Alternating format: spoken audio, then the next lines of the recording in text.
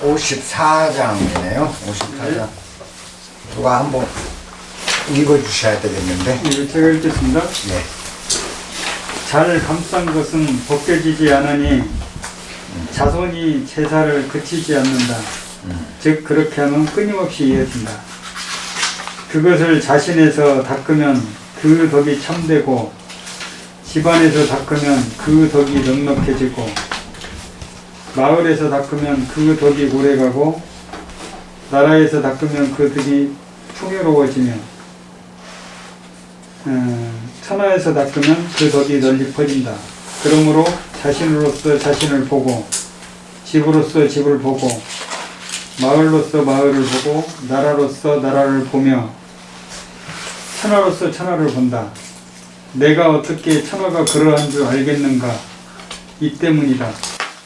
참 어렵다. 다른 책 없어요? 너무 같은 것 같은데. 그 왕필 건가요? 예, 왕필 거예요? 나올 거예요. 그 다른 책 가진 분 한번 읽어봐 주시죠. 똑같다고. 똑같아? 많이 읽어. 아, 난 글자가 너무 많아. 그리고 한자 그래서 그러면 그냥 가야 되겠다. 이게 그 해석이 내가 들어도 뭔 소린지 애매하네.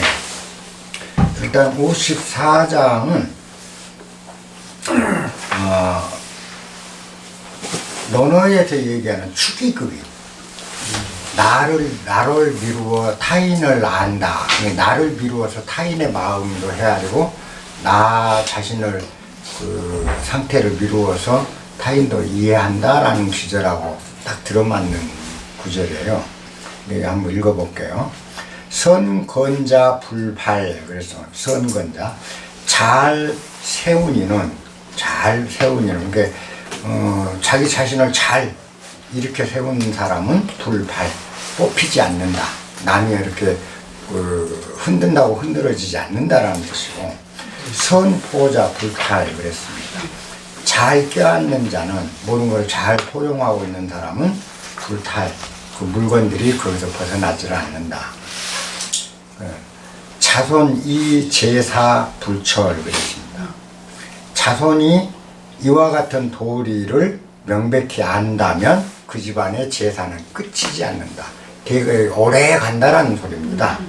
그러니까 그 덕을 세울 때 잘 세우고 그 다음에 그 세상을 포용할 때 잘 포용하는 도리, 이 도리를 자손들도 알게 된다면 그 집은 오래 간다. 이 정도 뜻으로 보시면 돼요.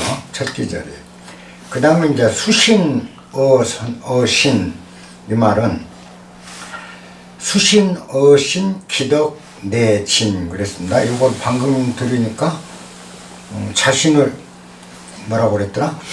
그 해석이 아까 자신에서 닦으면 그 덕이 참되고 자신을 닦으면 그 덕이 참되고 열어놓으면 헤매요. 근데 수지, 어신 그 말은 이와 같은 도리로 자기 자신을 닦아간다면 그게 해석이에요.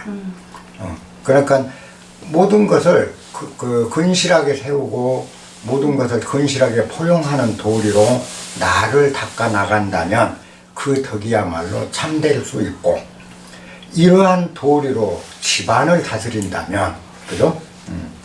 그 말에 수지어가는 이와 같은 도리로 집안을 다스린다면 그 덕이 넉넉하다. 그 집안의 특성치가 넉넉하게 살아난다. 그런 말입니다. 덕이라는 말 일종의 특성, 성격 이런 거고요. 수지어향 이와 같은 도리를 가지고 한 지방, 마을을 다스린다면, 마을에 적용시킨다면 그 덕이 오래 가고, 그 다음에 이와 같은 도리로서 나라를 다스린다면, 여기서 나라는 결국 지금으로 하면 지방자치제를 얘기해요. 국가 전체라는 거. 한 지방이죠. 이제 읍면도 이런 경우죠. 그와 같은 도리로 하나의 지방을 다스린다면 그 다스림의 덕으로서 지방이 풍부해진다. 풍성해진다. 그리고 수지, 천하 이와 같은 도리로 국가 전체를 다스린다면, 천하는 이제 나라를 얘기한 거죠. 다스린다면 기덕 극보, 이 덕, 내보 그랬습니다. 그 덕이 보편적으로 널리 보편적으로 베풀어진다. 그러므로 이신관신 내 몸으로서 타인을 바라보고 그죠? 축이구별 내 몸으로서 타인을 관찰하고 내 몸, 내 상태, 나 자신을 미루어 타인을 한 번쯤 생각해보고 그런 말입니다. 그 다음에 이가 관자 내 집안의 꼴을 보고 타인의 집안을 비교를 해보는 거죠. 그랬을 때 잘하고 잘못하고 내 집이 잘못돼서 내 집을 고쳐나가고 타인의 집이 잘못돼 있을 때는 내 집을 더 건실하게 세워나가는 거예요.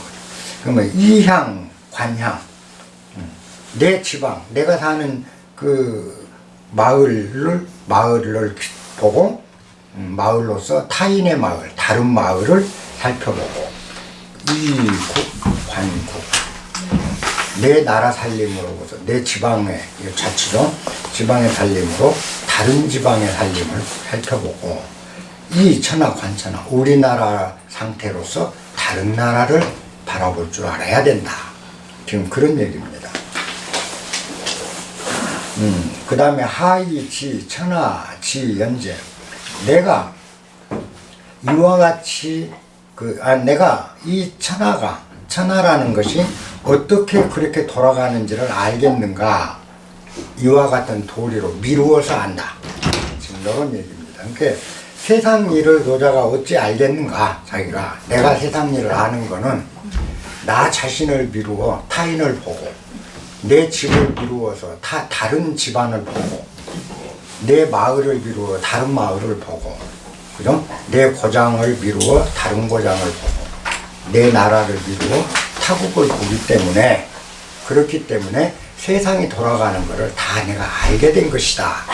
굉장히 단순한 문장입니다. 이렇게 풀어보면 이 문장이 어려움이 없어요. 아무 어려움이 없습니다. 그러니까 결국은 이걸 이제 공자는 축의급인 나를 미루어서 타인에게 타인을 보라.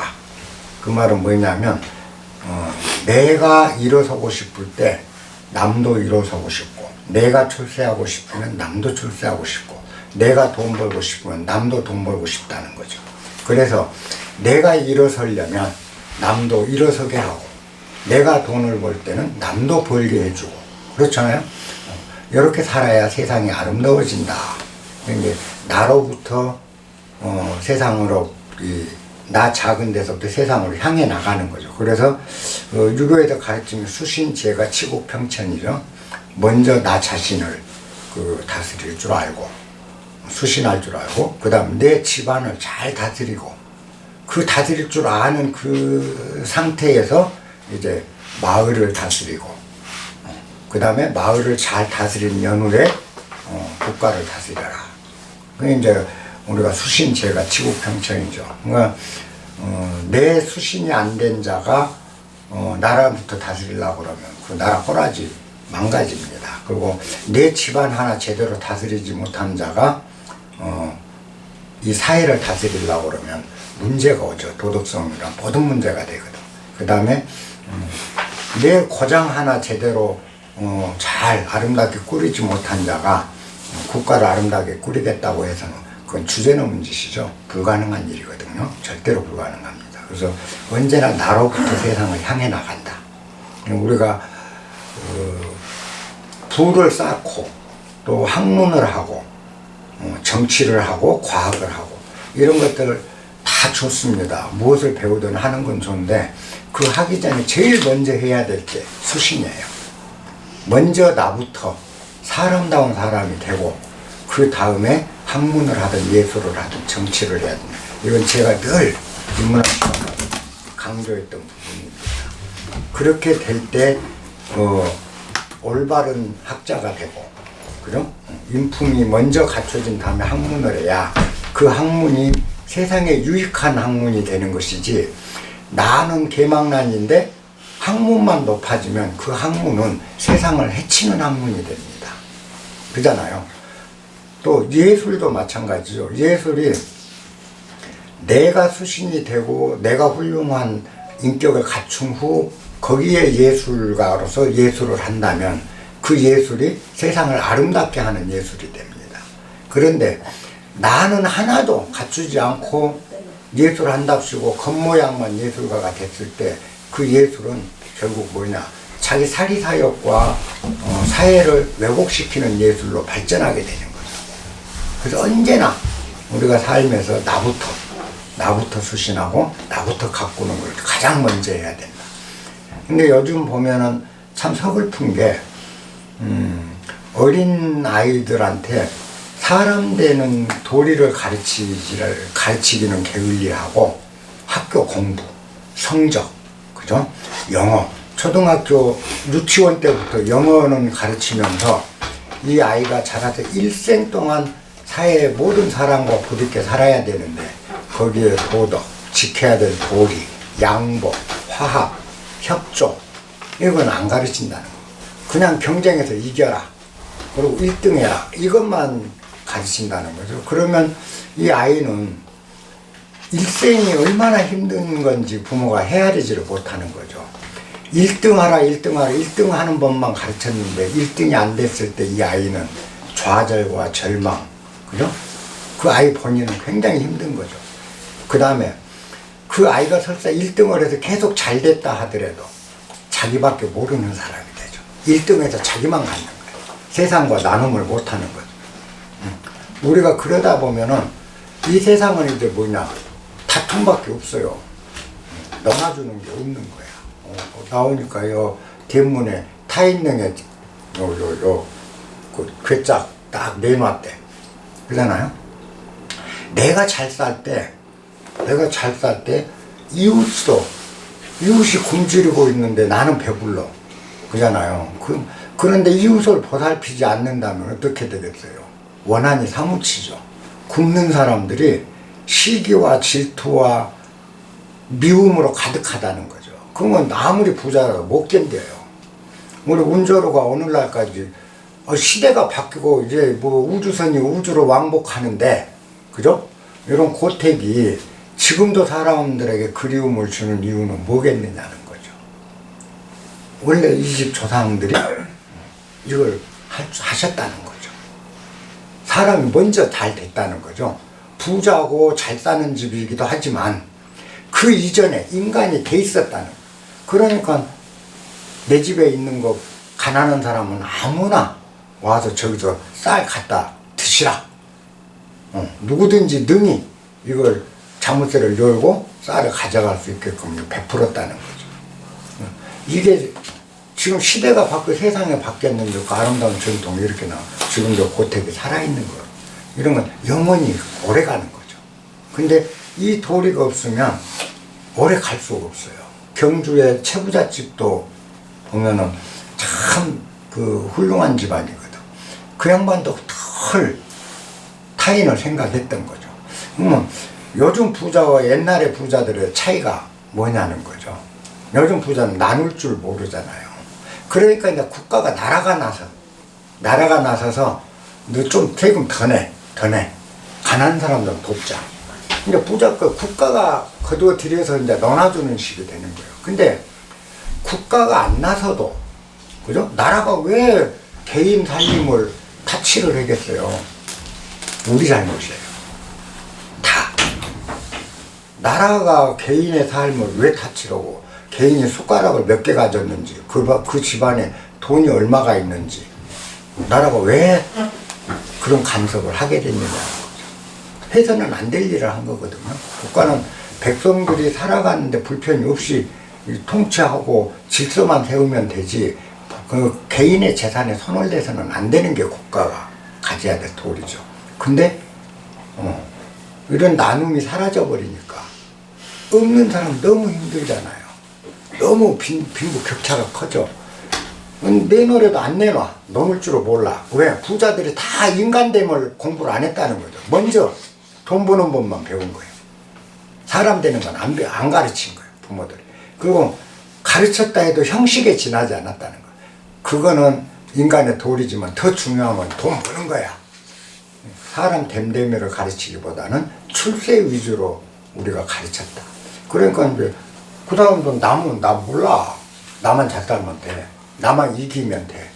이러면서 지가 가진 걸 절대 안 내놓은 거죠. 그러니까 나라에서 보니까 해도 너무하거든. 그러니까 국가가 할 수 없이 간섭을 하게 된 거다.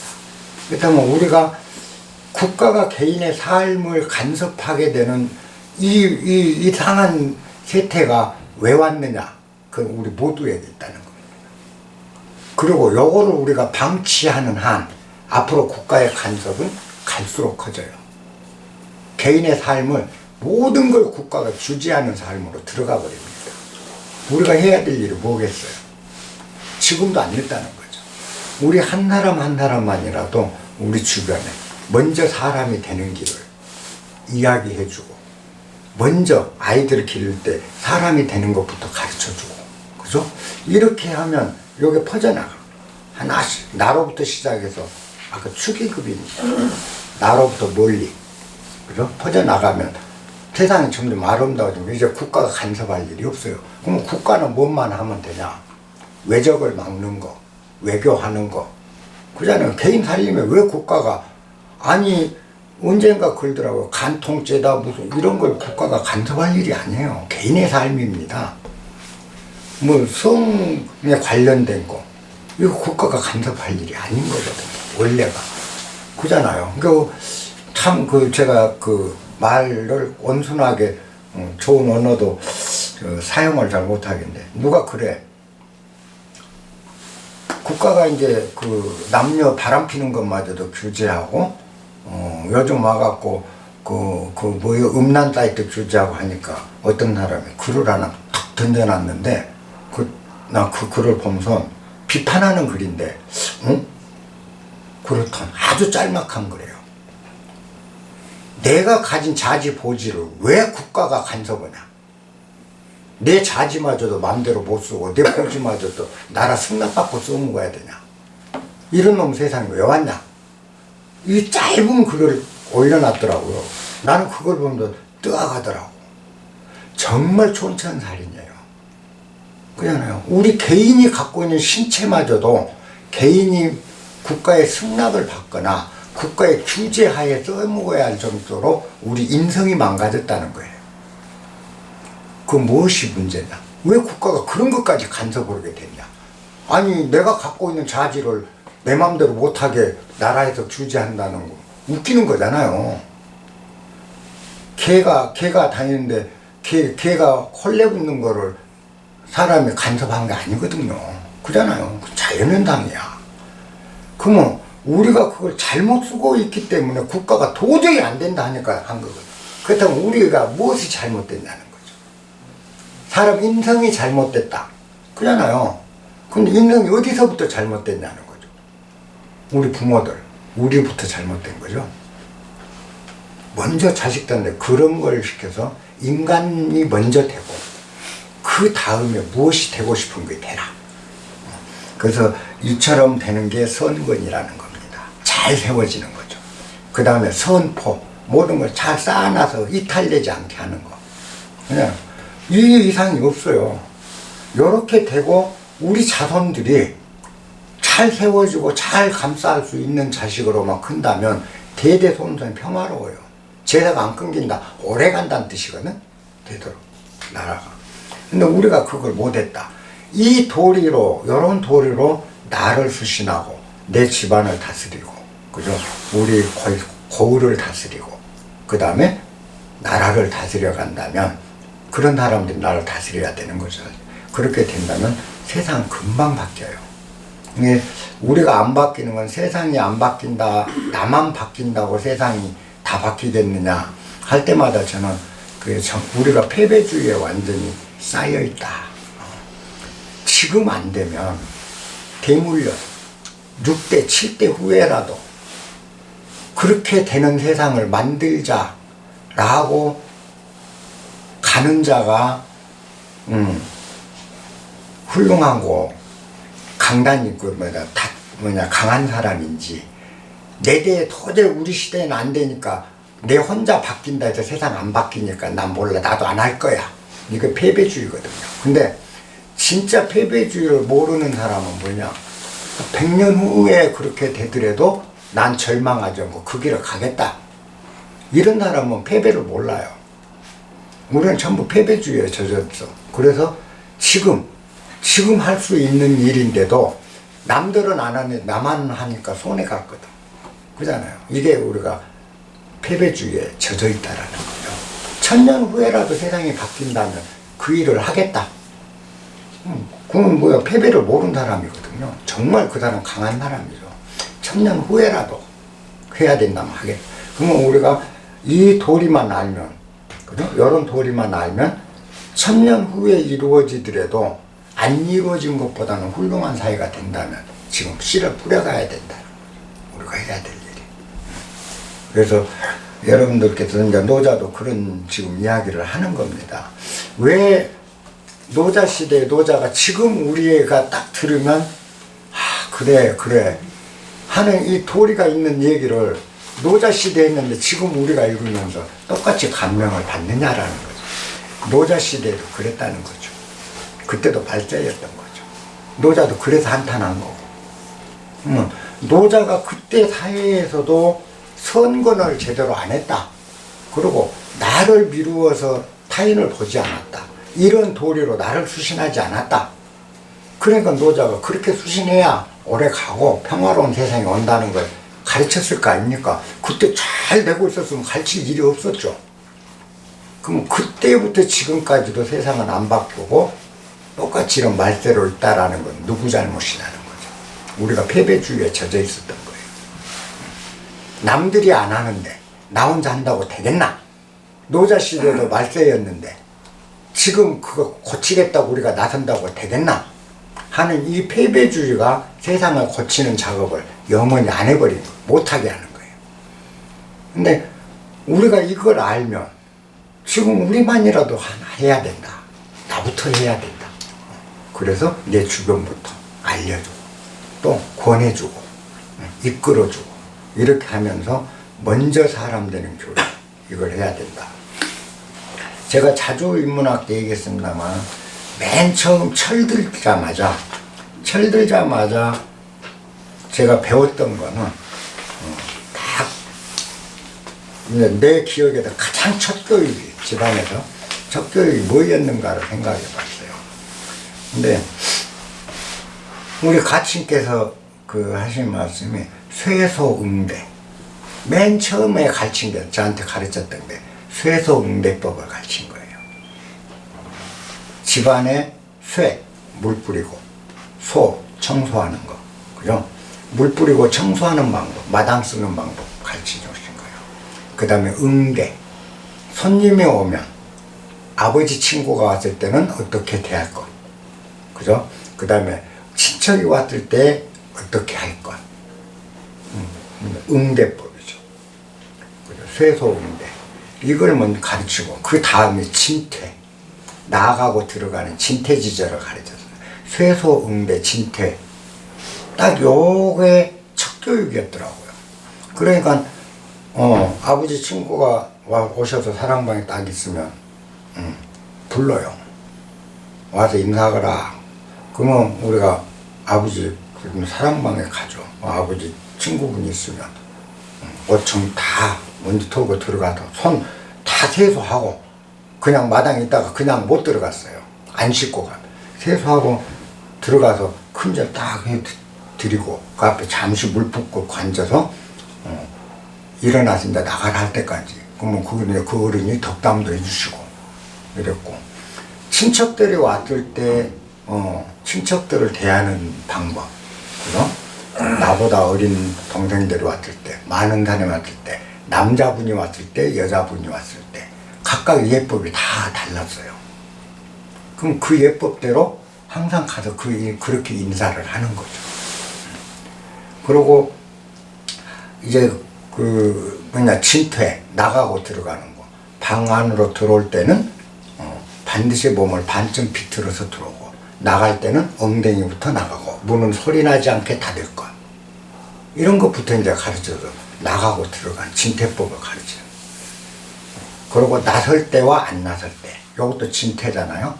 어른들 말씀하시는데 불쑥 끼어들면 이놈 진퇴지절을 모르는구나, 바로 말씀하시거든요. 그러니까 어른들 말씀하실 때는 다소곳이 듣고 있다가 꼭 꼭 내가 하고 싶으면 승낙을 받아요. 제가 한 말씀 드려도 되겠습니까? 아이들은 뛰지 말거라. 그럼 아무리 하고 싶은 일이 있어도 이야기를 안 했어요. 근데 한 말씀 드려도 되겠습니까? 한번 말해보고 의견을 얘기해보거라. 그러면 내 이야기를 발표를 하고 이야기를 하고 그럼 또 어른들이 지적을 해주고 이와 같이 이제 그러니까 학교 가서 선생님을 대할 때도 자연스럽게 그런 태도가 되어지더라. 사회 나가서도 그러더라는 거죠.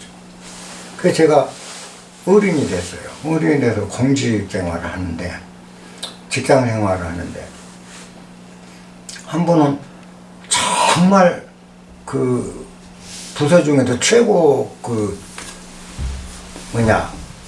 요직이라는 데서 스카웃을 해요.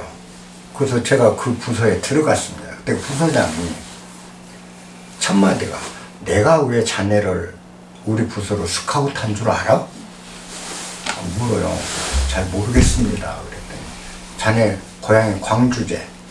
광주는 아니고 그 옆에 있는 곡성입니다. 그랬더니 어쨌든 전라도 놈잖아. 이분 이제 부산 사람이에요. 예, 그랬더니 내가 그런데도 왜 전라도 놈을 그때는 이제 그 TK 시대를 TK들이죠. 내가 우리 부서로 끌어올린다. 정말 그 부서는 들어가고 싶어서 다들 그 선망의 대상이었는데 그냥 모르겠습니다. 그랬더니 내가 자네를 쭉 보니까 복도에서 화장실에서 식당에서 하루에 10번을 부딪혀도 10번 다 항상 인사를 하는데 그렇게 인사 태도가 좋더라. 그냥 가다 까딱이 아니더라. 그래서 저 정도 품격을 갖춘 놈이라면 에라가 내거나 문제를 일으키지 않고 우리 부서에도 문제를 전혀 아니고 일도 잘할 거다. 이런 느낌이 들어서 그래서 자네를 스카웃했어. 열심히 부서 빛나게 일 좀 잘해줘. 이렇게 말씀을 하시더라고요. 그러니까 저는 그냥 어디서나 어른들 보면 인사 잘한 거밖에 없었어. 업무를 잘한 게 아니고. 근데 최고 요직이란데 보직을 받아요. 근데 이게 관음이에요. 이 요직이라는 것은 뭐냐면 왜 하나의 부서가 요직이라는 게 생기냐면 그 부서는 요직이라는 건 뭐냐 웃사람들이 눈여겨볼 수 있는 부서라는 뜻이에요. 그래서 그 부서에 있으면 그 부서장은 항상 그 다음 승진 코스에 해당되는 부서인 거예요. 예를 들어 검찰로 하면 서울지검장을 한 사람은 차차기 검찰총장까지 항상 노리는 자리거든. 그게 요직인 거예요. 완전. 그러니까 여기 뭐 우리 부서 출신들이 항상 올라가니까 거기에 있는 사람 덕을 많이 보는 거잖아요. 자연스럽게 올라가는 거죠. 근데 몇 년 후에 내가 그 부서 이제 부서장이 됐어. 그 부서장이 돼서 사람을 뽑는데 나 또한 그러더라고요. 쭉 다니면서 보다가 저놈 참 쓸만하다. 사람이 차분하고 근실하고 그리고 인사도 잘하고 예절도 밝고 괜찮다. 이렇게 느낌이 받는 애들이 있으면 쭉 여기 보다가 부서에 인원이 필요할 때 그 사람 부르는 거예요. 네가 와라. 나도 그 부서장처럼 똑같이 그렇게 하게 되더라는 거죠. 근데 이게 왜 우리가 그러냐면 청소라는 게 그래요. 요즘 제가 서당에서 아이들을 가르칠 때 제일 중시하는 게 청소와 정리정돈이에요. 애들한테 아무리 막나인이도 청소와 정리정돈이 잘 되기 시작하면 아이가 다 고쳐져요. 그러니까 애들을 그 성격을 고친다거나 이런 거 하는 건 다른 거 시킬 일 없어. 정리정돈만 잘하게 하면 돼요. 그 내가 아이들 보고 늘 한 소리가 방 하나, 내 책상 하나 정리정돈 할 줄 모르는 사람 머릿속은 얼마나 어수선할까. 그잖아. 내 방 하나 쓸 줄 모르는 자가 내 머릿속에 쓸모없는 걸 쓸어낼 일이 없다라는 거죠. 여기서부터 출발이다. 그러니까 쇠소응대인 거야. 그래서 옛날 어른들이 응대 이전에 먼저 물 뿌리고 마당 쓰는 거 정리하는 걸 최우선으로 했던 거예요. 두 번째가 이제 응대, 사람을 대하는 거. 그건 인간지절이죠. 인간의. 그게 쇠소는 나를 정돈시키고 나를 아까 얘기한 선건하게 만드는 거야. 우뚝 서게 만드는 게 정리정돈과 청소법이었어요. 그 다음에 응대하는 법. 응대는 인간 됨됨이야. 아까 제기했죠. 먼저 인간이다. 사람을 어떻게 대하는 건 그잖아요. 가난하고 나보다 힘든 사람을 대했을 때 그 사람하고 한 호흡을 할 수 있는 내가 된다는 게 뭐냐는 거죠. 응대, 소통이거든요. 응대가. 그래서 응대더라고. 그 다음 세 번째 진퇴가 사회생활이에요. 사회에 나가서 나설 자리와 안 나설 자리, 낄 자리와 안 낄 자리, 그죠? 그 다음 말할 때와 안 할 때, 해야 될 일과 안 해야 될 일. 이게 사회더라는 거죠. 쇠소, 응대, 진퇴. 요걸 외에는 가르칠 게 없어요. 요게 딱 끝나니까 아버지가 이제 하는 말이, 이제 서당 가거라. 서당에 가서 글 공부해라. 그 이제 서당을 간 거예요. 요새 현대식 교육은 자식을 다 망치더라. 이게 우리 집안은 보통 학교는 안 보낸다.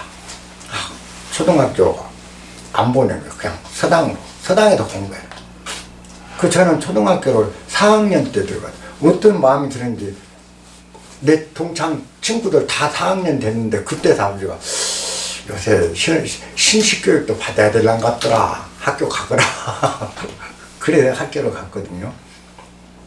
근데 이게 뒤에 제가 이제 그 사회생활 하면서 보니까 그렇더라고요. 성적이 중요한 게 아니었다. 그리고 회사에서 직원을 뽑을 때, 그죠? 국가에서 공무원을 뽑을 때, 뽑을 당시는 공부로 뽑아요. 실력. 연필 때 잘 굴리는 공부 실력으로 뽑아요.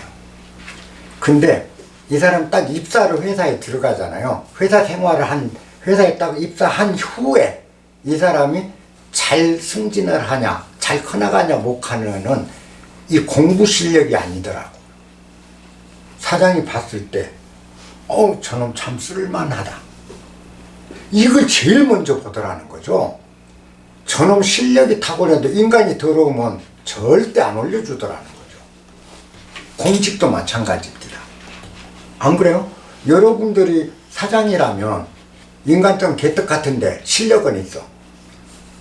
그리고 요놈은 정말 믿을만해. 그리고 일을 시켜도 차분하게 맺고 끊음이 정확해. 근데 요놈은 실력은 있는데 개판이야. 누구를 승진시키고 누구를 신임하겠냐는 거예요.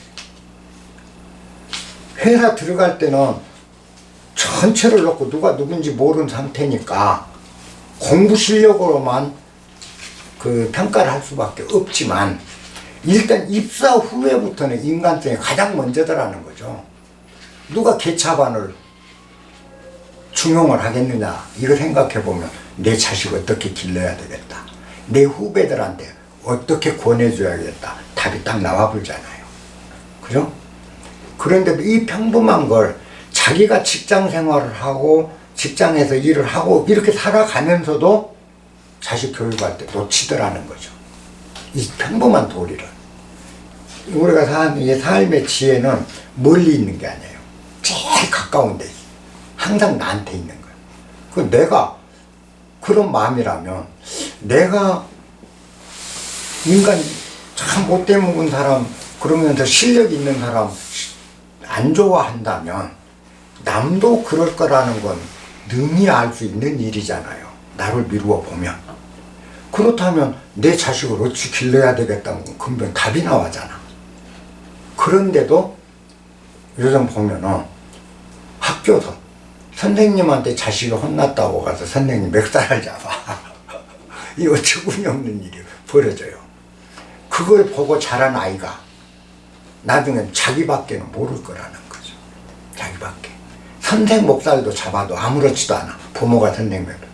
그러고 부모한테 자식이 있는 데서 부모한테 대드는 자식도 있어요. 말대꾸를 하고. 그러면 그걸 본 자식이 나중에 그 애기가 커서 어떻게 하겠는가 뻔하잖아요. 자기가 멀잖아. 받을 일이잖아. 그죠? 부모한테 공손하고 효름스럽고 아무리 뭐 해도 응? 내 해줄 수 있을 때 그 자식도 그걸 보고 자라서 자기한테 잘한다는 걸 놓치는 거죠. 제가 어려서 좀 한 번은 속이 굉장히 안 좋아하는 상태였어요. 아마 11, 12살 때였을 거예요. 어머니가 뭐라고 저한테 야단을 치셨는데 제가 대꾸를 했어요. 말대꾸를 하고 대들었어. 아버지한테는 감히 못했는데 어머니는 좀 너그럽고 자유롭다고 제가 불손하게 대들었어요. 그랬더니 어머니가 그렇게 평소에는 잘해주시던 분이 정색을 하시는 거예요. 내 이놈, 내가 네 딸이냐? 내가 네 동생이냐? 내가 네 애미냐? 말해봐. 내가 네 딸이냐? 이러시는 거예요. 얼마나 그 소리에 놀랬는지 몰라요. 어떻게 엄마한테 딸 자식한테도 못할 정도 불손하게 대한 놈이 이 사람이 너는 자식도 아니 내 자식이 아니다 이 말이에요. 어느 부로 넌 내 자식 자격이 없으니까 당장 밥 먹지 말고 나가라고. 지금 내쫓겠어요 어머니한테. 그 후로 제가 어머니 돌아가실 때까지 말대꾸를 한 번은 못했어요. 그거요. 어떻게 나는 그러니까 언젠가 한번 우리 아이가 누군가한테 불쌍하게 톡 했어요. 그때 생각이 바로 나더라고. 그 자리에서 내가 한번 혼을 낸 적이 있거든. 내 이놈, 네 엄마가 네 여동생이냐? 네 딸이냐? 어떻게 이놈아 엄마한테 불통한 소리를 하냐고. 바로 거기서 혼을 냈거든. 엄마한테 병 그대로 쓴 거예요. 그 후로 모르겠어. 내가 없는 데서는 지 엄마한테 말대꾸를 했는지 몰라. 내가 있는 데서는 단 한 번도 지 엄마한테 대꾸를 안 해. 항상 네. 근데 20살짜리인데 그래. 그렇게 가더라고. 그러고 내가 항상 그래. 네가 엄마한테 지금 말대꾸를 하게 되면 나중에 엄마가 힘없을 때는 말대꾸가 아니라 엄마를 집에서 내몰지도 모른다. 네가 그래서 아무리 네가 똑똑해도 인간 쓰레기인데 그 인간 쓰레기가 어찌 대접을 받겠냐 사회적으로. 그러니까 부모에게 효도하는 것부터 배우고 정리정돈하는 거 사람 대하는 것부터 배워라. 학문 필요 없다. 대학 가지마. 필요 없어. 그거 맞거든요. 우리가 놓친 것들이 참 많더라는 거죠. 여러분들께서도 이 말 그대로입니다. 이 도리로서 내 몸을 닦고 그 도리로 가지고 가정을 다스리고 이와 같은 도리를 가지고 이 지방자치단체를 다스리고 이와 같은 도리를 가지고 국가를 다스려요. 그건 무슨 도리냐? 아까 그거잖아. 선건 바로 세우는 것. 사람 바로 세울 줄 알아야 돼. 그 다음에 선포. 모든 걸 포용하는 정신. 그러니까 나 자신이 바르게 서고 모든 걸 포용할 줄 알면 더 할 게 없는 거예요. 그러고 나면 이제 할 게 없으니까 학문하는 거예요. 공부. 그러잖아. 내가 우뚝 서 있고 그것도 공부하고 나면 그 학문을 세상을 유익하게 써준다. 그래서 노자가 그 얘기를 했고 노자 시대에도 말투였고 그 시대가 지금까지 안 변한 건 우리가 패배주의 때문이다. 나만 그렇게 갈라니까 손해보는 것 같거든. 세상은 다 안 하는데 나만 하려니까 손해갔거든. 근데 이게 패배주의다. 1000년 후에라도 세상이 좋아진다면 지금 우리는 씨를 뿌려야 되고 그 일을 해야 되는 게 옳다. 다 그게 옳다는 건 알거든요. 옳다는 걸 알면 실천을 해야 되는 거죠. 근데 실천을 안 하면 아무리 옳다는 거 알아도 소용이 없는 거. 알지 않는 거는 똑같아요. 인문학을 하고 우리가 이런 일을 해도 옳다라고 느껴지는 게 있다면 그거를 우리는 실천으로 옮길 줄 알 때 그게 진실한 학문입니다. 실천이 없는 학문은 공리공단에 불과하다. 요게 그 50장의 가르침입니다. 54장. 55장 들어가 봅시다. 55장 한번 읽어보십시오. 좀 한번 대기해 주십시오. 예. 55장. 중후한 덕을 품은 이는 갓난아이 같아서 두터운 덕을 품은 것은 어린아이에게 비유되니 독충이 쏘지 않고 맹수도 덮치지 않고 독수리도 핥히지 않는다. 뼈는 약하고 근육은 부드러우나 쥐는 것은 단단하고 암수의 교합에 대해서 알지 못한 채 온전히 자라니 정기가 지극하고 종일토록 울어대도 목이 쉬지 않으니 완전한 조화를 이루고 있다. 조화를 아는 것을 상이라 하고 상을 아는 것을 밝다고 하는 것이다. 세상 사람들은 더 잘 사는 것을 상서롭다고 하고 마음으로 기를 부리는 것을 강하다고 하나 상으로는 장성해지면 노쇠하는 것이니 이는 도가 못된다고 한다. 도가 못되는 것은 일찍 끝난다. 네. 이것도 마찬가지입니다. 결국 그 55장은 한마디로 요약을 하면 물장직도 모든 사물이 장성해지면 결국은 노쇠하게 돼 있다. 세상에 그 물극필반의 원리를 얘기해 준 겁니다. 55장. 모든 사물이 극에 달하면 반드시 반대로 돌아간다 하는 물장직도 참 유명한 얘기입니다. 맨 앞기절부터 봅시다. 함덕지후 그랬습니다. 함덕지후라는 말은 덕을 쌓아가는 자신의 그 품덕.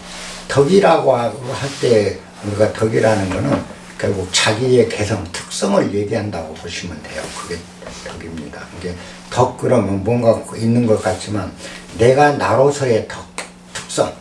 이 특성이 훌륭하게 살아났을 때 그걸 덕이라고 합니다. 네. 우리는 내 특성을 많이 죽이죠. 그죠? 사회 교육에 의해서 내 특성을 온전히 하는 게 아니고 누르고 줄이고 하면서 내 특성이 살아나지 못하고 왜곡돼 있죠. 교육에 의해서 우리가 왜곡돼서 특성치가 발휘가 안 돼요. 근데 원래 그 사람이 참 덕이 있다라고 하는 건 그 사람이 태어날 때 가지고 나온 그 특성치가 왜곡됨 없이 훌륭하게 자라난 걸 덕이라고 그래요. 그래서 여성의 부덕, 여성의 덕은 뭐냐?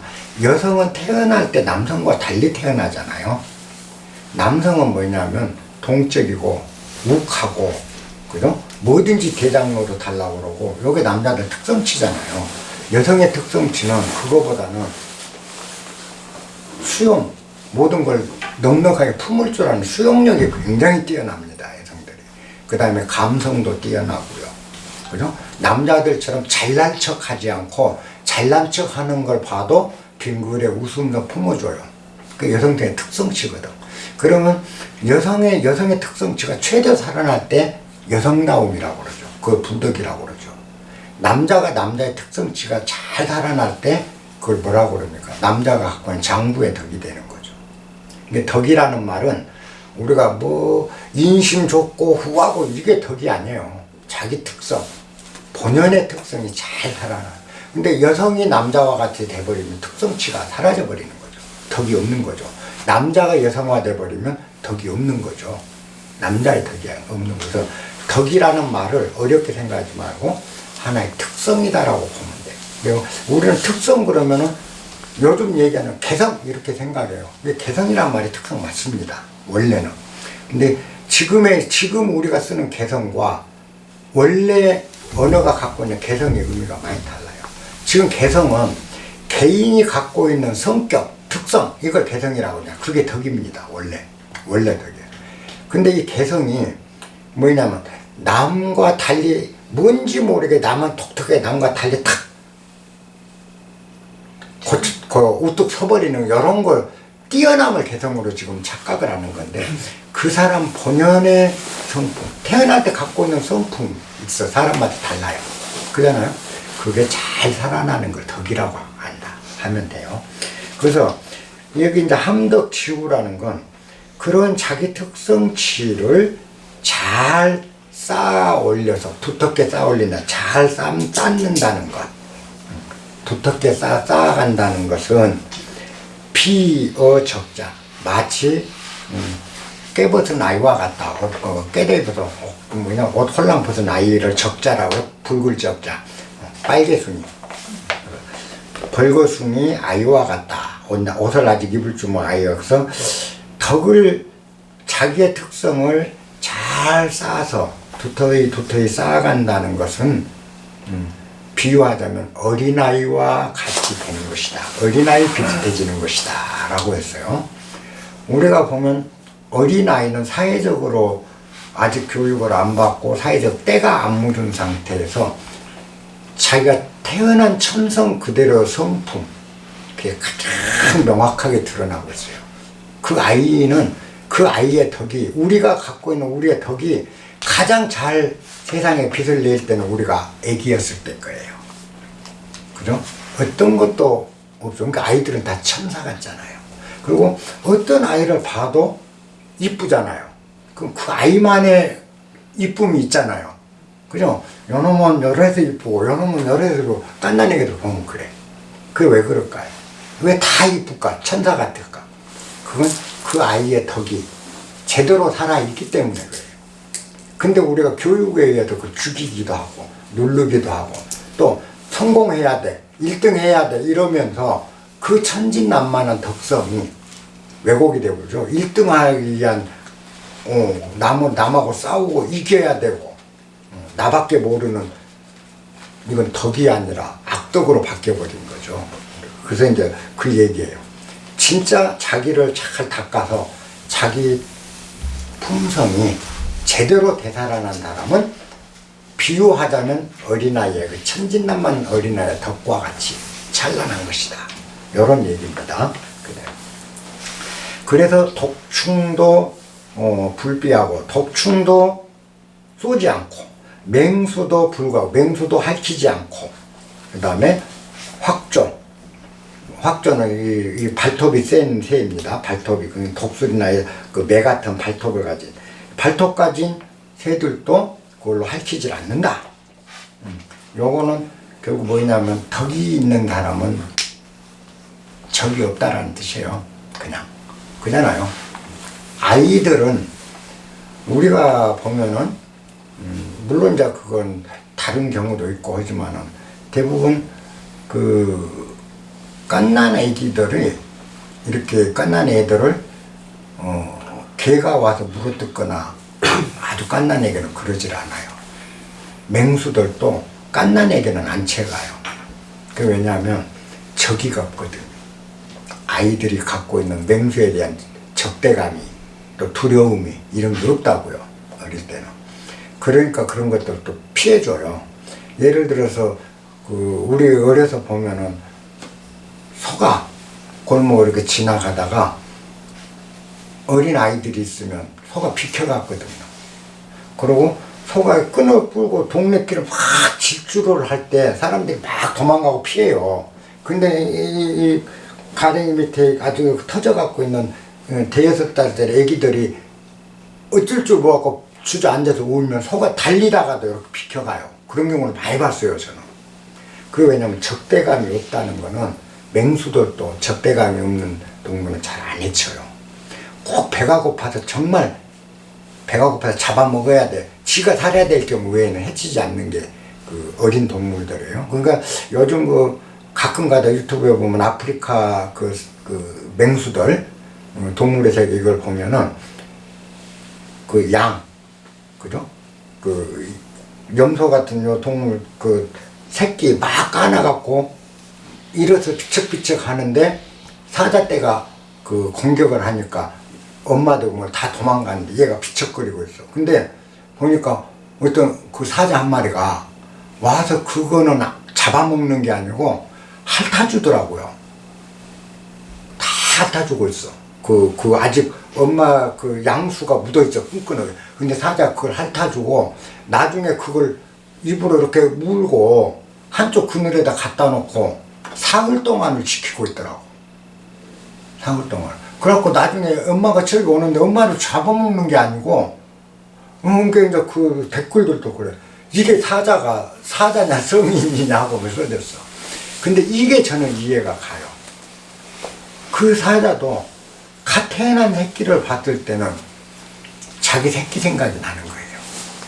그거 같은 거예요. 그게 이 아까 맹수도 물어뜯지 않고 독충도 쏘지 않는다라는 것도 어느 정도는 사요. 매번 그런 건 아니에요.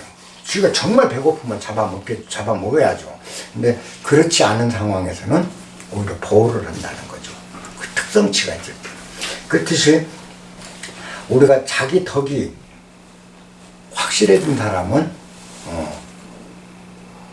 독충도 맹수도 적이 없다라는 용어로 보시면 돼요. 그러니까 이런 경우죠.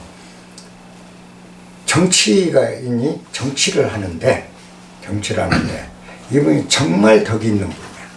그리고 사리사욕, 그죠? 탐욕 이런 게 없이 정말 백성들을 위해서 열심히 하고 정치인이었다고 한다면 그 사람을 어차피 정권 싸움이니까 다퉈요. 그래서 다퉈서 이 사람이 졌다 해도 그 사람 감옥에 보내거나 죽이지는 않는다라는 거죠. 그죠? 왜? 아무리 나쁜 사람도 그 사람을 미워할 수가 없어요. 그리고 그 사람 감옥 보낼 수가 없어요. 적이 없는 거예요.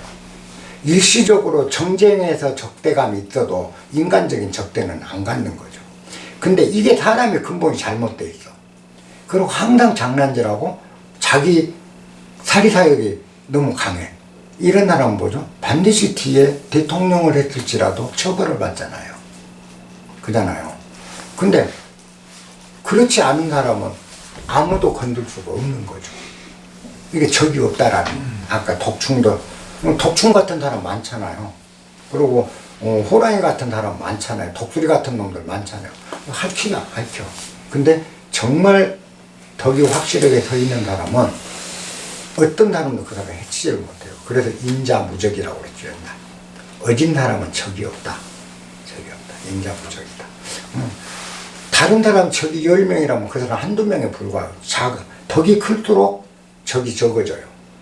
그러면 그 사람 일생이 항상 영광스러운 거고 일생이 편안해요. 근데 적이 많다는 건 아무리 똑똑해도 적이 많은 건 결국은 해침을 당합니다. 해침을 당해요. 그래서 그런 부분을 이걸로 이해를 하시면 돼요.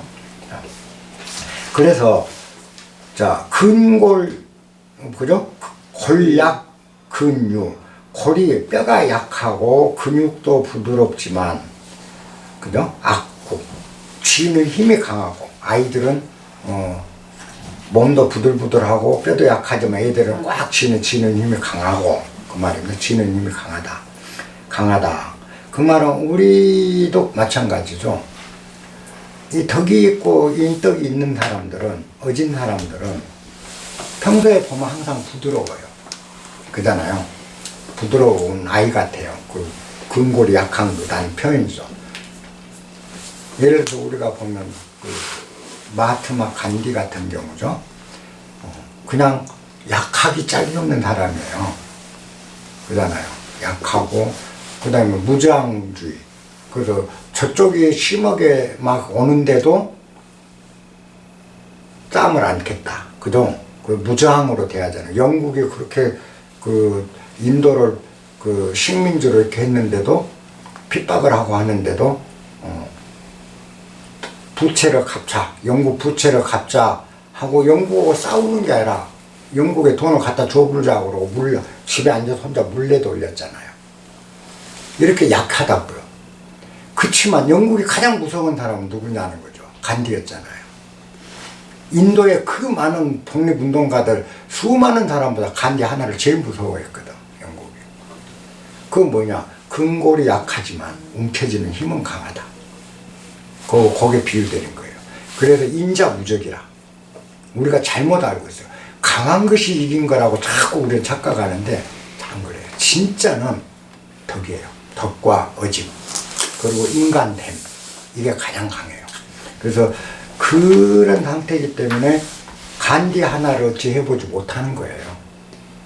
그잖아요. 그 노인의 힘없는 영감탱인데 그거 하나 얻지 못한다는 거. 그게 무슨 힘이 있었냐는 거죠.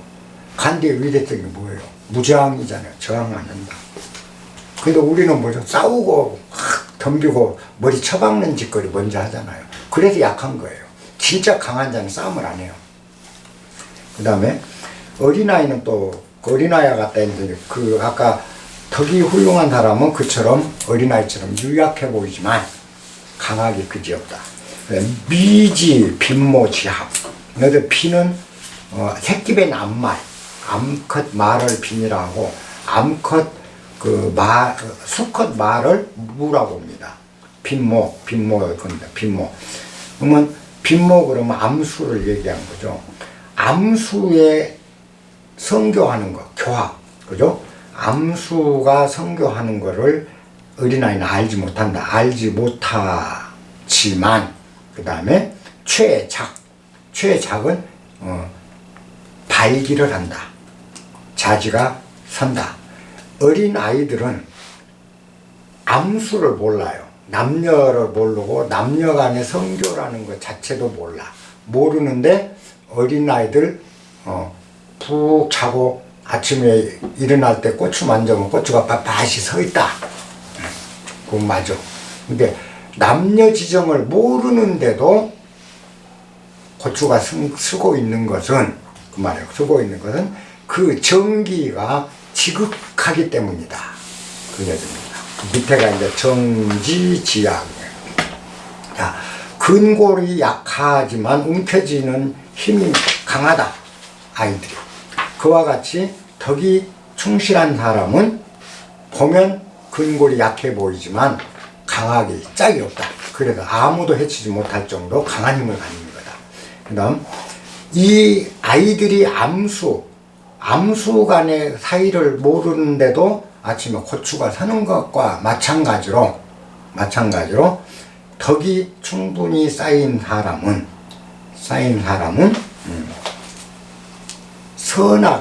선악을 넘나든다 해도 쓰러지지 않는다. 그 얘기입니다. 그러니까 정말 국가를 제대로 다스리는, 이게 노자는 그 일종의 정치학서라고도 했어요. 정치학서인데 정말 국가를 잘 다스리기 위해서 할 때 어떨 때는 백성한테 손가락질을 당해도, 그죠? 좌우로 암수로 갈라져서 손가락질을 당해도 할 일을 해나가는 거예요. 근데 우리가 보통 대중추수라고 그래갖고 대중의 마음에 따라서 요리 기울어주고 저리 기울어주고, 요건 줏대 없는 정치인인 거죠. 그죠? 대중추수주의는 정말 경계를 해야 되거든. 왜요? 그건 구미 맞추는 거죠. 국가 정년대결을 생각하는 게 아니거든. 그게 아까 남녀 지압에 비유한 게 그런 거예요. 그래서 우뚝 선다. 덕이 있는 사람. 그게 자기 욕먹는 걸 두려워하지 않는다라는 뜻입니다. 아이들 욕먹는 걸 두려워하지 않거든. 그럴 수 있는 것은 그 정기가 지극하기 때문이다. 그 다음에 총일호의 불사. 종일토록 울부짖어도 불사, 목이 쉬지 않는다. 아이들은 엄청 우는데도 우리가 애들까지 조금 오면 목이 금방 쉬어볼 거예요. 근데 아이들은 안 쉬거든. 그렇게 목이 쉬지 않는 것은 화지지야. 마음의 조화가, 그죠? 조화로움이 지극하기 때문이다. 마음에 조화가 있다는 거죠. 감정과 이성, 조화가 일어나고 있고, 그죠? 선과 악이 조화를 이루고 있어요. 선에 확 기울어 있거나 악에 딱 기울어지지 않고 항상 균등한 조화 상태죠. 아이들은. 근데 우리는 뭐죠? 이건 좋은 거, 이건 나쁜 거에서 딱 기울어져, 한쪽으로. 아이들은 편가름이 없는데 어른들은 편가름이 유난히 많죠. 왜? 중용을 몰라요. 이게 여기서 화하는 중용을 얘기해. 중화. 아이들은 그 중화하는 그게 지극하기 때문에 그렇다. 그래서 종일 울어도 내 안에 조화로움이 잘 기를 조절해 주기 때문에 목이 안 샌다. 그런 겁니다. 요거 그와 같이 성인 그 덕을 잘 기른 사람도 그와 같은 중용의 조화가 있으니까, 그래서 종화가 있으니까 지쳐 미쳐나가 떨어지거나 좌절하지 않는다. 아까 제가 그랬죠. 패배주의가 없어요. 우리는 100년 후에 일이 된다고 그러면 에이 그걸 언제 기다려. 진짜 우리 패배주의가 심한 거죠. 못 기다려 우리는. 그만큼 나약한 거죠.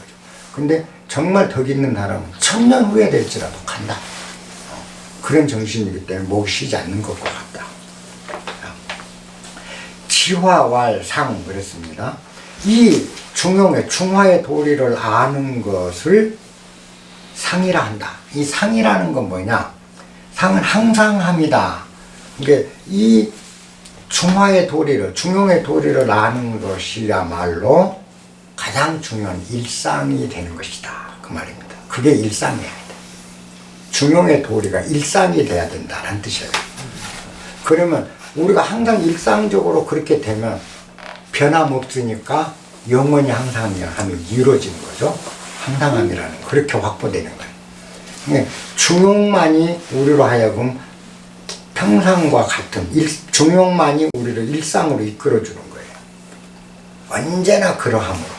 그죠? 그러한 상이 된다.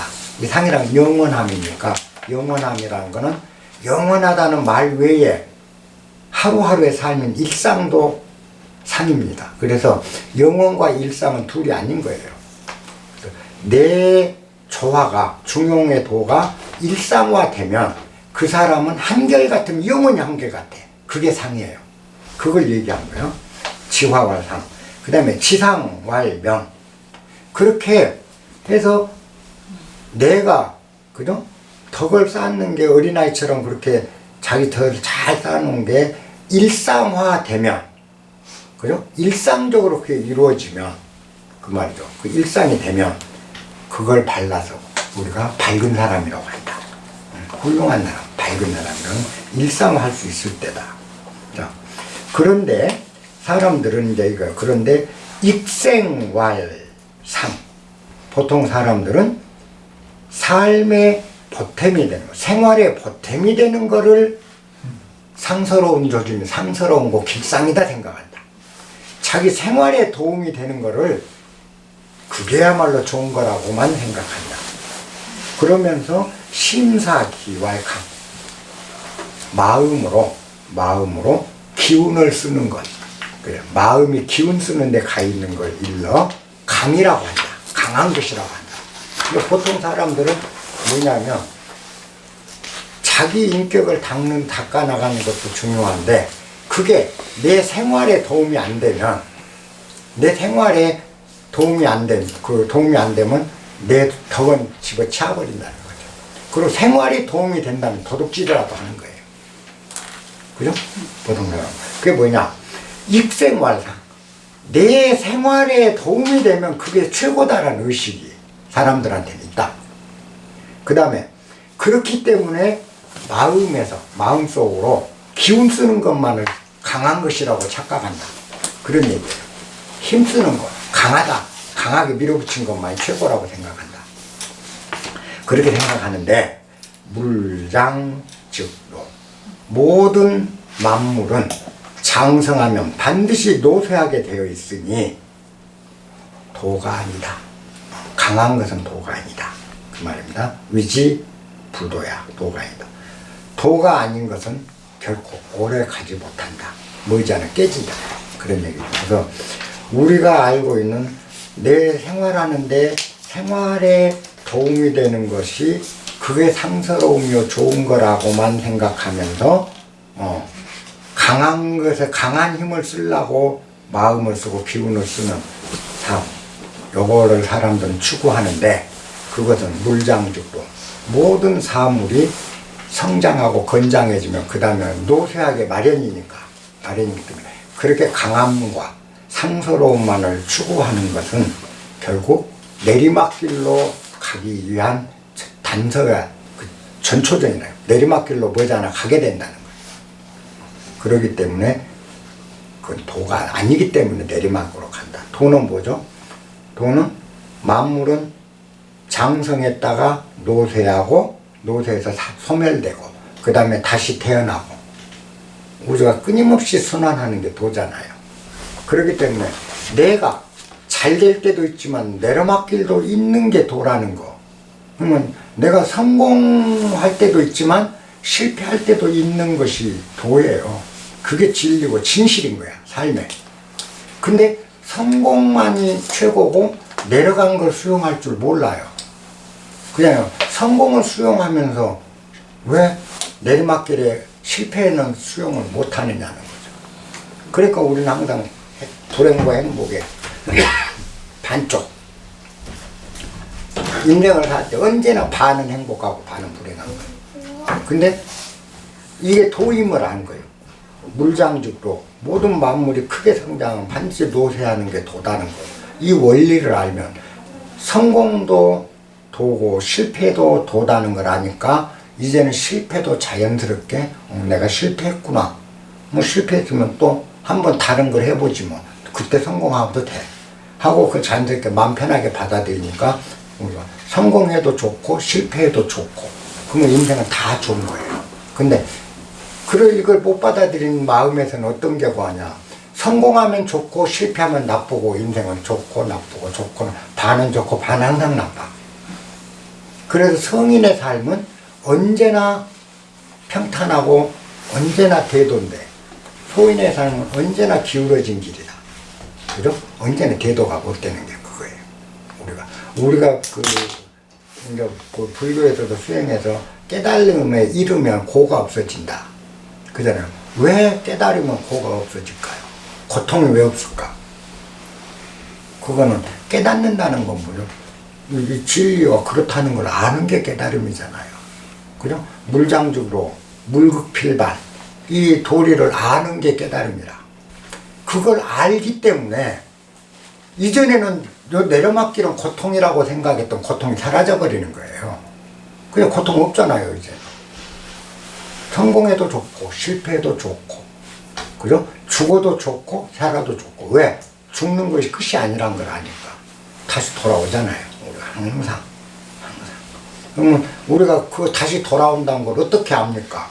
죽었다고 우리가 다시 온다는 걸 어떻게 압니까? 제가 늘 하는 얘기가 그거죠.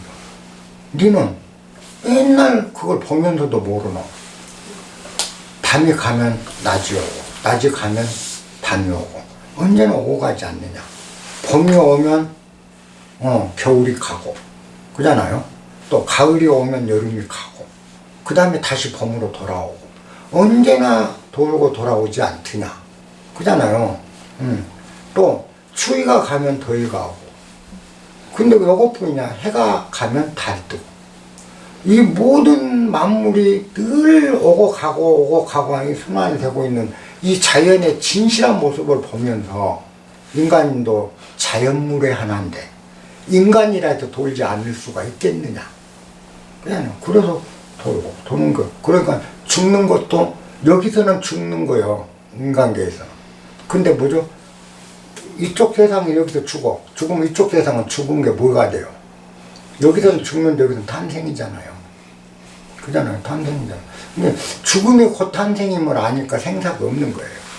생사가 똑같아. 그러니까 죽는 것도 고통으로 받아들이고 두려워하지 않는다는 거예요. 늘 또 다시 나오고 가고 오고 가고 오고 가고 끊임없이 우리가 그러고 사는 거. 그러니까 죽음을 왜 두려워해야 되는 거. 이러다 보면 이렇게 이제 아까 물장죽도 그죠? 그러면 노장즉 사즉 생이 되거든. 그래서 이렇게 노하면 노인이 되면 그 다음에 죽는 일밖에 없잖아요. 죽게 된다면 다시 태어남이 있잖아요. 항상 이렇게 tun안한다.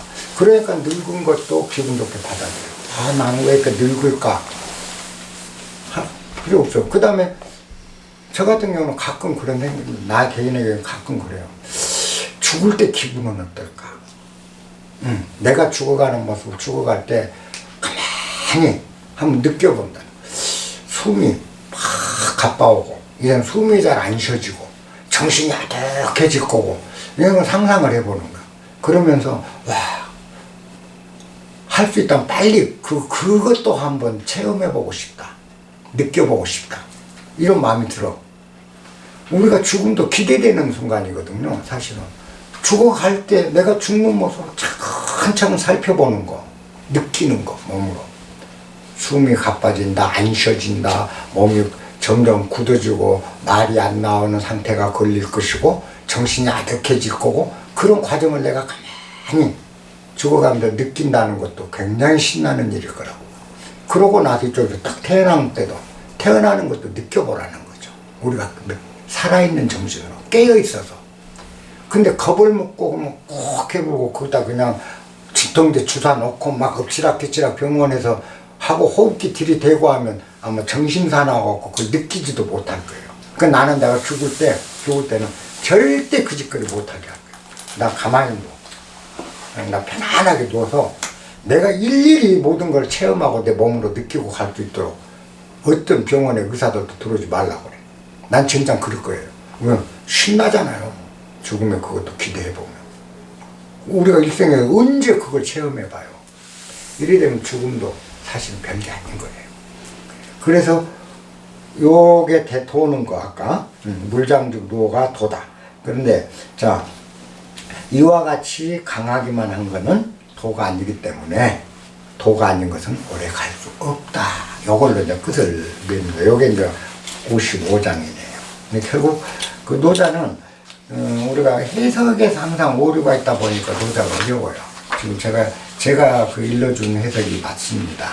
다 그대로 하면 노자는 사실 쉬운 얘기고, 여러분들이 그 책에 써진 거를 그 책을 갖고 또 여기다 강의부터 메모를 조금씩 그 해석을 안 해놓으면 집에 가면 또 잊어버려. 그러면 그 다음에 볼 때도 이게 뭔 소리야 또 그래. 그러니까 간단하게 그 해석 부분을 한문 몇 자에다가 요약을 해놓으면 나중에 볼 때 아 요건 요렇게 해석이 됐다라고 하면 쉬울 거예요.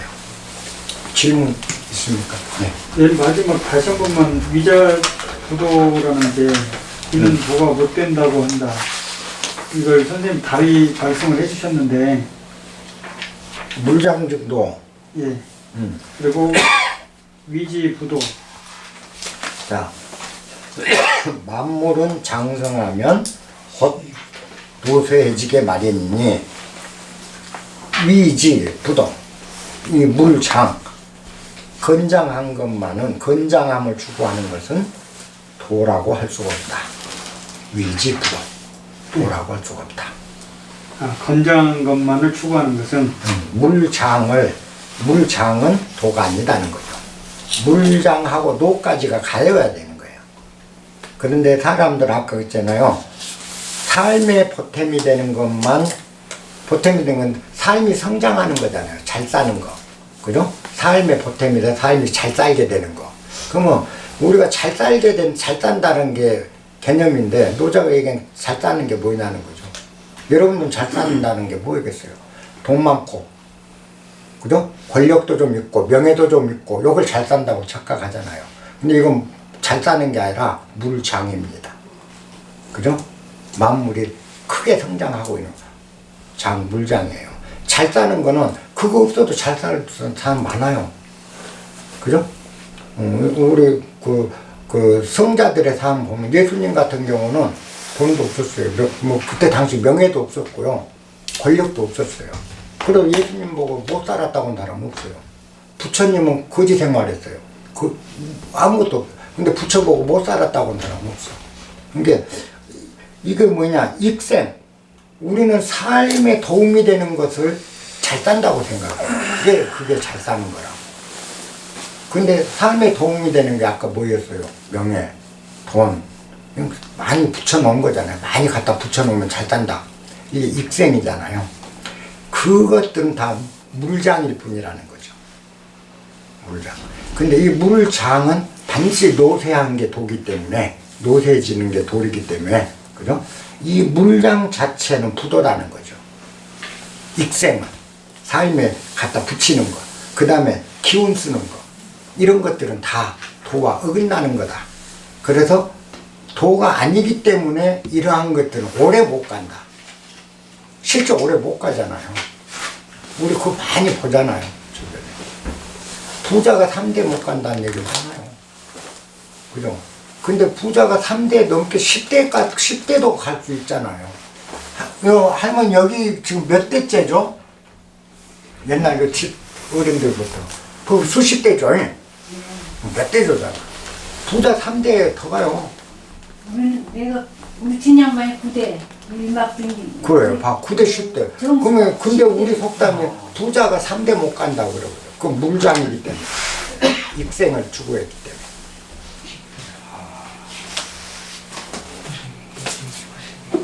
또 다른 질문 없으면 마치죠. 네, 좋아요. 감사합니다.